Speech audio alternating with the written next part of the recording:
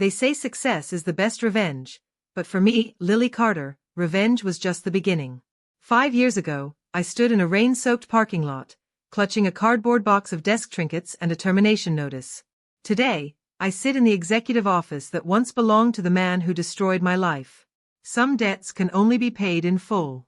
Like and subscribe to hear more stories of justice served cold. The fluorescent lights of Reynolds Financial buzzed overhead as I hurried through the office, my worn heels clicking against the polished marble floor. At 32, I carry the weight of single motherhood in the dark circles beneath my eyes and the perpetual worry lines etched across my forehead. But there was determination there too, a fierce resolve that had carried me through 8 years at this company, rising from receptionist to junior financial analyst while raising my daughter, Emma, now 10 years old. The manila folder in my hands contained the quarterly report I had spent the entire weekend perfecting. 3 sleepless nights had gone into these numbers, time stolen from Emma, justified by promises of a better future. My fingers trembled slightly as I approached the imposing oak door with Maxwell Reynolds, CEO, emblazoned in gold lettering.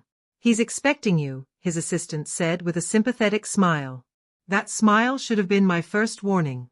Maxwell Reynolds didn't look up when I entered. At 55, he embodied corporate success. His tailored Italian suit probably cost more than my monthly rent.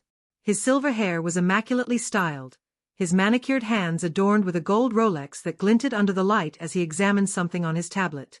"The quarterly report, Mr. Reynolds," I said, placing the folder on his desk. He glanced at it dispassionately. "Sit down, Lilly." Something in his tone made my stomach clench. I lowered myself into the chair across from him, smoothing my discount store skirt, the nicest one I owned. "I'll be direct," Reynolds said, finally meeting my eyes with a cold stare. "The board has decided to restructure the financial department. Your position has been eliminated." The words hit me like physical blows. Eliminated? But I just received a positive performance review last month. I've increased efficiency in my department by 20%. Reynolds gave a dismissive wave. "This isn't about performance. It's about streamlining operations." "Is there another position within the company?" Desperation crept into my voice. "I'm willing to." "Human Resources has prepared your severance package." He slid a thin envelope across the desk. 2 weeks' pay. Standard procedure. 2 weeks. The number echoed in my head like a death knell. My rent was due in 10 days. Emma needed new shoes for school. The refrigerator was already nearly empty, waiting for Friday's paycheck. "Mr. Reynolds, please. I'm a single mother. I need this job." I hated the pleading in my voice, but Emma's face flashed before my eyes. "I've given 8 years to this company. I've never taken a sick day. I work holidays." "That's precisely the problem," Reynolds interrupted, his tone sharpening. "You lack ambition, Lilly. 8 years and you've barely moved up the ladder. This company rewards innovation and drive, not just showing up." The cruelty of his assessment knocked the breath from my lungs. I had declined promotions that would have required travel or longer hours because of Emma. I had chosen motherhood over career advancement, and now it was being thrown in my face as a failure. "Security will escort you to clear out your desk." Reynolds had already returned his attention to his tablet, dismissing me from his thoughts as easily as he had dismissed me from my livelihood. 30 minutes later, I stood in the parking lot, a cardboard box in my arms containing 8 years of my life, a wilting desk plant, a coffee mug Emma had painted in art class, a few framed photos. Rain began to fall, soaking through my thin blouse, but I barely noticed. My phone buzzed. A text from Mrs. Winters, Emma's after-school caretaker. "Hope everything's okay. Emma's wondering when you're picking her up." Reality crashed down. I didn't have the luxury of shock or self-pity. I had a daughter waiting. I had responsibilities. Somehow, I had to find a way forward. The next 2 weeks passed in a blur of rejection. I applied for every financial position I could find, but the job market was saturated. Without a college degree, I dropped out when I became pregnant with Emma. I was competing against younger, more qualified candidates. My savings dwindled rapidly. When the eviction notice appeared on our apartment door, I couldn't even feign surprise. I had been expecting it, counting the days, watching my bank account dwindle to double digits. "Are we going on an adventure?" Emma asked, her innocent blue eyes wide with excitement as I packed our essential belongings into suitcases. I forced a smile. Something like that, sweetheart. We moved into my old Honda Civic, parked behind a shopping center where security wouldn't bother us. I enrolled Emma in a school in the new district, using a friend's address, determined that my daughter's education wouldn't suffer. During the day, while Emma was at school, I hunted for jobs, any jobs. I found work cleaning offices at night. During the day, I washed dishes at a local diner. The manager, a kind-eyed woman named Rosa, sometimes slipped me leftover food to take to Emma. Between shifts, I would sleep for an hour or two in the car, before picking Emma up from school. "Why are we living in the car, Mom?" Emma finally asked after 2 weeks, her voice small in the darkness of our backseat bedroom. I held my daughter close. "It's just temporary, baby. Mom's figuring things out." "Is it because of the mean man you worked for?" Emma asked. I had tried to shield my daughter from the truth, but children were perceptive. "Mr. Reynolds made a business decision," I said carefully, not wanting to burden my daughter with adult realities. "But we're going to be okay. I promise." That promise felt hollow as autumn turned colder. The car heater worked only intermittently, and I used our precious gas sparingly. Emma and I showered at a community center, where I also washed our clothes in the sink. One evening, while Emma did homework by the light of a battery-powered lamp, I scrolled through job listings on the public library's computer. My eyes burned from exhaustion, my back ached from sleeping in the car, and my hands were raw from cleaning chemicals. An advertisement caught my eye: small business grant competition, $5,000 to start your dream. I had always been good with numbers and finances, despite lacking formal education. During my time at Reynolds Financial, I had helped many small businesses organize their finances. I knew their struggles, their needs. An idea began to form. That night, after Emma fell asleep, I opened a notebook and began to write by flashlight. My plan was simple but targeted: a financial consulting service specifically for small businesses that couldn't afford full-time financial staff. I would offer bookkeeping, tax preparation, and financial advice at rates local entrepreneurs could actually afford. The grant application took every free moment I had for a week. I worked on it during lunch breaks, while Emma was in school, and late into the night while my daughter slept. When I finally submitted it, I felt a glimmer of hope for the first time since losing my job. 3 weeks later, I received an email. I was a finalist. The final step was a presentation to the grant committee. I swallowed my pride and asked Rosa if I could borrow a professional outfit. The day of the presentation, I left Emma with a friend from school and walked into the community center with my head high, my hands steady, and my heart pounding. Standing before the committee, I spoke with passion about the struggles of small business owners, about my vision for accessible financial services, about the community I wanted to build. I didn't mention living in my car or being fired. I focused on possibility, not hardship. When the email came a week later announcing I had won the grant, I cried for the first time since leaving Reynolds Financial. The $5,000 wasn't much to start a business, but I stretched every dollar. I rented a tiny office in a run-down building, bought second-hand furniture, and created business cards and flyers at the library's printers. I named my company Small Business Solutions, direct and unpretentious. My first client was Rosa, who needed help organizing the diner's chaotic finances. The second was the owner of a struggling bakery down the street. I worked tirelessly, often with Emma doing homework in the corner of my small office. Word spread. Small business owners appreciated my practical approach and affordable rates. 6 months after receiving the grant, I had enough clients to rent a small apartment. It was nothing fancy, one bedroom that I gave to Emma while I slept on a pull-out couch, but it was ours. The refrigerator always had food. Emma had new shoes. As my business grew, I hired an assistant, then another. By the end of the second year, Small Business Solutions had 10 employees and had moved to a larger office space. I expanded services to include small business loans through partnerships with community banks and credit unions.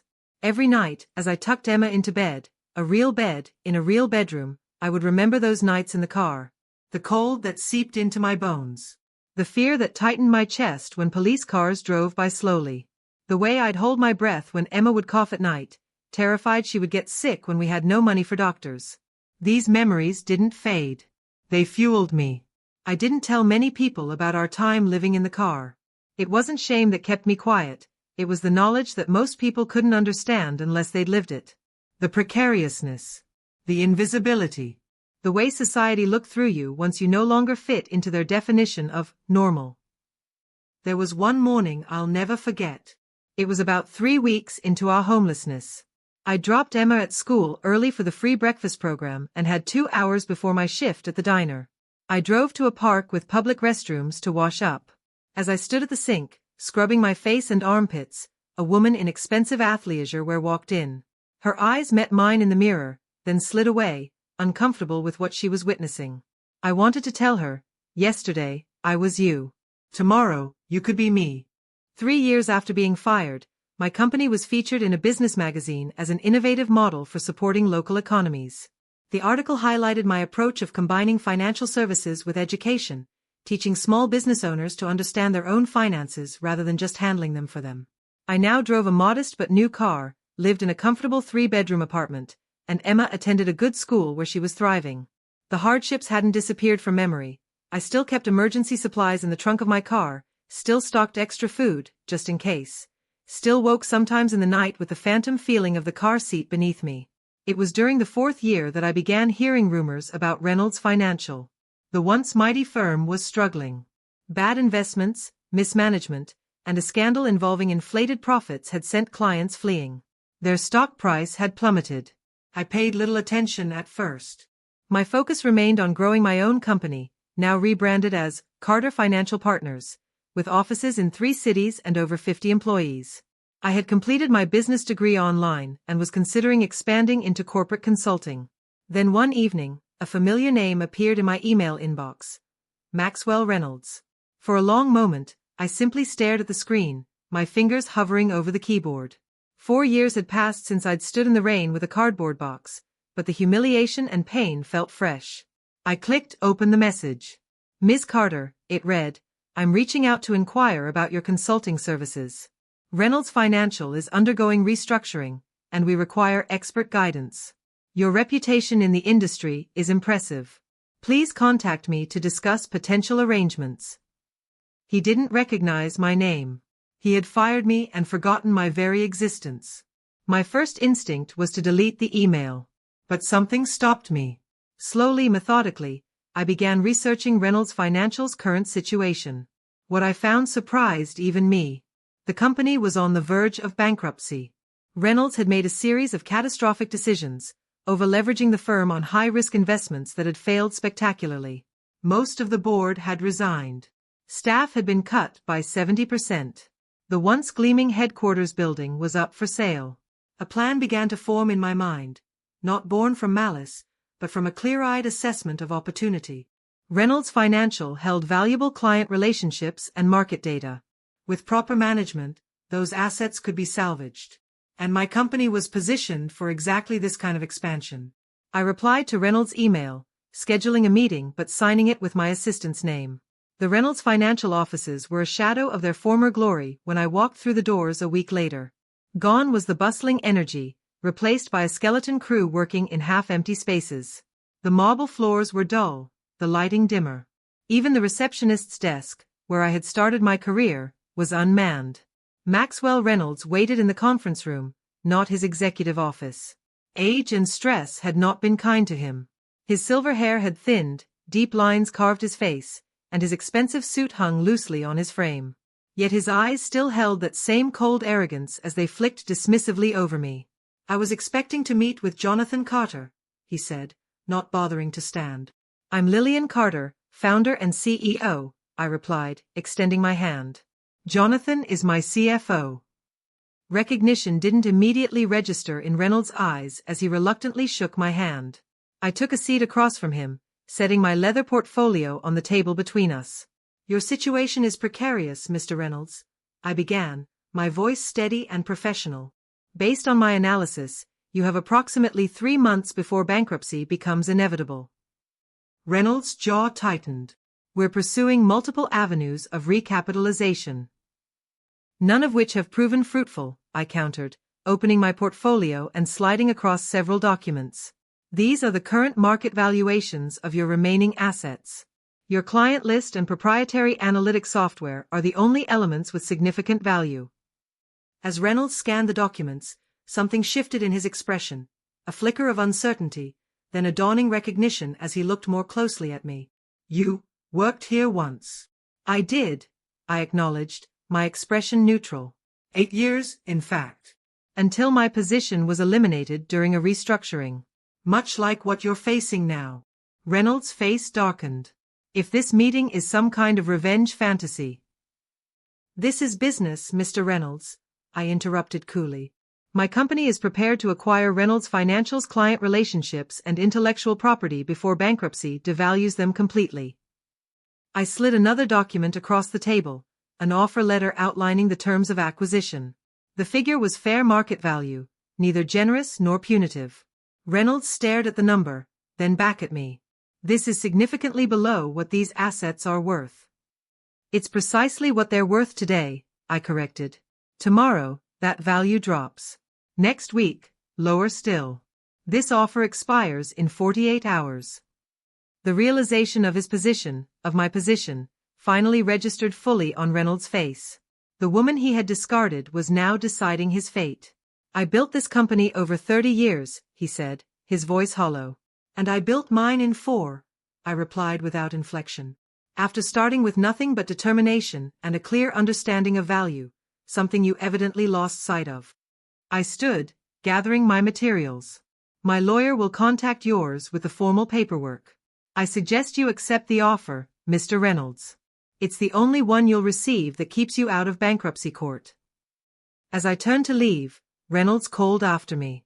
"You're enjoying this, aren't you? Watching me fail." I paused at the door. "I learned something important living in my car with my 10-year-old daughter after you fired me, Mr. Reynolds. Success isn't about tearing others down. It's about building something that truly matters." 3 weeks later, Carter Financial Partners announced the acquisition of Reynolds Financial's client portfolio and proprietary technologies. The press release mentioned that the former CEO, Maxwell Reynolds, would not be continuing with the organization. I sat in my office, the corner suite with windows overlooking the city, reviewing the integration plans when my assistant announced that Mr. Reynolds was here for his final exit interview. "Send him in," I said, straightening the papers on my desk. Reynolds entered, looking even more diminished than before. Without his company, without his title, he seemed smaller somehow. "I've signed everything," he said, placing a folder on my desk. "The keys to the executive washroom are in there too." The attempt at humor fell flat. I nodded. "Thank you for coming in person. Not everyone would have." Reynolds hesitated, then asked the question that had clearly been eating at him. "Did you plan this? All of it? From the beginning?" I considered the question carefully. "I planned to survive. Then I planned to succeed." "Acquiring your company was simply good business when the opportunity presented itself." "You could have let me stay on in some capacity," Reynolds said. "Advisory role. Consulting. Something." I studied him for a moment. "When you fired me, did you consider offering me another position? Even entry level?" Reynolds had the grace to look away. "That's what I thought," I said. I opened my desk drawer and removed an envelope, sliding it across to him. "This is a severance package. 6 months' salary, health benefits for a year, and a letter of recommendation highlighting your strengths." Reynolds stared at the envelope, confusion evident on his face. "Why would you do this?" "Because unlike you, Mr. Reynolds, I understand that business decisions don't have to lack humanity." I stood, indicating the meeting was over.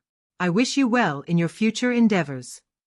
After Reynolds left, I walked to the window, gazing out at the city below.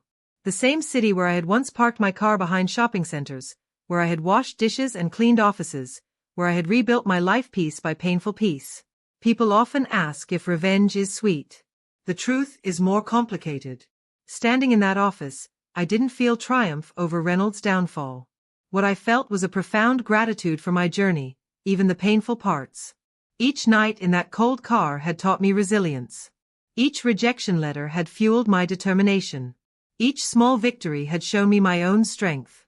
Emma was waiting for me at home, my brilliant, compassionate 14-year-old who had weathered storms no child should face. She had emerged not bitter, but kind. Not entitled, but grateful. It was her resilience, as much as my own, that had brought us here. I pulled out my phone and texted her, "Still on for dinner tonight?"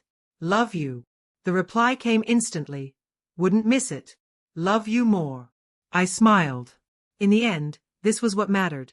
Not revenge, not proving myself to people like Reynolds, but building a life of security and purpose for myself and my daughter.